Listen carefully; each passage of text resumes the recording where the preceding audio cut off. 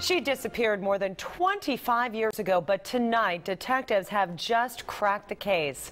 They say this Portland woman is the 8th victim of the notorious Oregon serial killer. Welcome everyone to KOIN 6 News at 11. I'm Kelly Day. And I'm Jeff Gianola. New at 11, we take a look at the evidence that's finally bringing a family closure. The face of 18-year-old Tanya Johnson is frozen in time. For the last 26 years, no one knew for sure what happened to her until now. DNA from unidentified remains proves she was the 8th victim of notorious serial killer Dayton Leroy Rogers.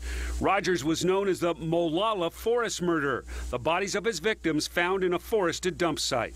He walked up to me and shook my hand, and I looked him in the eyes, and it was just... There's somebody else in there. Julie Ensign first met and knew Rogers in 1974 and always knew there was something strange about him. He had two ways of looking at females, and it was horror or angel. There was no middle ground. You're a good girl. I like you because you're a good girl. Most of Rogers' victims had ties to prostitution, their bodies found with their feet cut off. Rogers was eventually caught, convicted of 7 murders, and sentenced to death. He begged the jury to spare his life. Please know that I know that just as my crimes are beyond anything you have ever heard of, your shock and distress in hearing the evidence must have been so great that you have become victims too.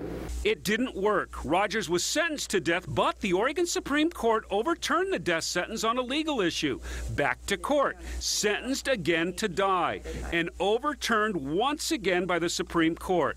Rogers now sits in a cell at the Oregon State Prison, waiting for a third chance at death. Now, Rogers is scheduled for another trial in March of next year.